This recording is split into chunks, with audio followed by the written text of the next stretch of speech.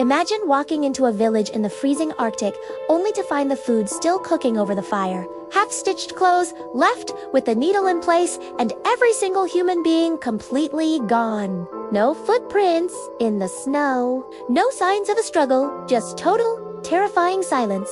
In November 1930, an entire community vanished from the shores of Canada's Angikuni Lake. But as investigators dug deeper, they realized the real horror wasn't just how they disappeared. It was the dark secret behind the story itself.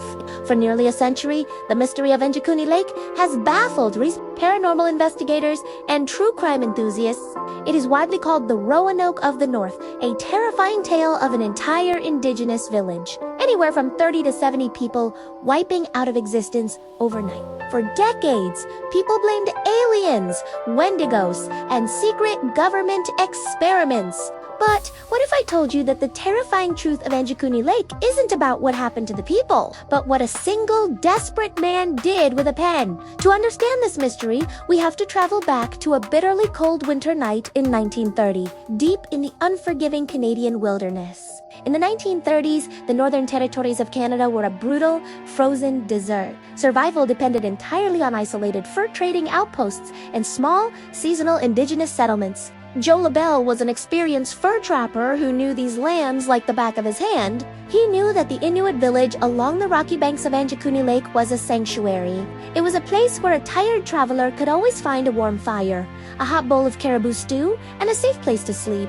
On that particular November night, the temperature was plummeting and a brutal Arctic wind was howling. Labelle was exhausted, dragging his boots through the heavy snow, desperately looking forward to the lights of the village. But as he crested the final hill, his instincts screamed that something was terribly wrong.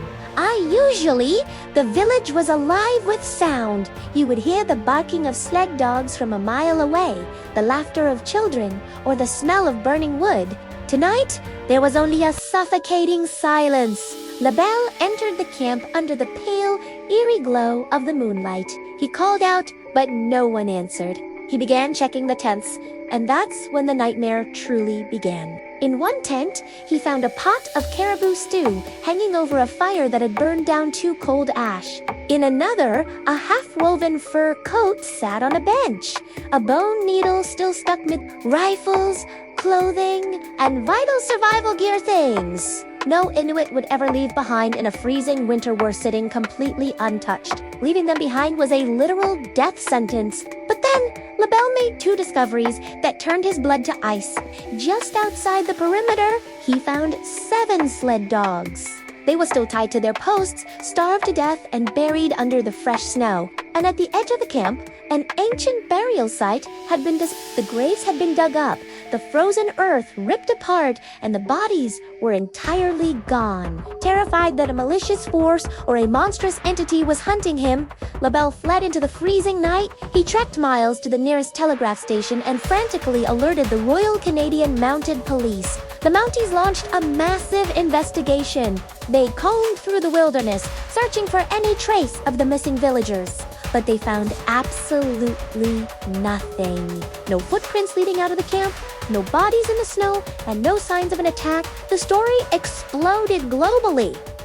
Headlines screamed about the village of the dead. For decades, the world believed a mass supernatural abduction had taken place in the frozen north.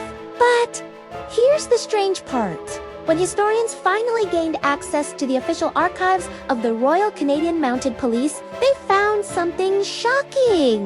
The official record stated that a village of that size had never actually existed at Angikuni Lake. Joe Labelle was a real trapper, but he had likely stumbled across a tiny, temporarily abandoned seasonal hunting camp. The rest of the horror. It was entirely manufactured by a journalist named Emmett, who took a trapper's minor campfire story and embellished it into a terrifying lie to sell front-page newspapers. The real mystery of Angikuni Lake isn't about ghosts or monsters. It's a chilling reminder of how easily a lie can travel across the world while the truth is still putting on its boots. A single newspaper article created a 100-year-old myth that fooled the world, proving that sometimes the human imagination is far more dangerous than any monster lurking in the dark. 514. What do you think? Let me know in the comments.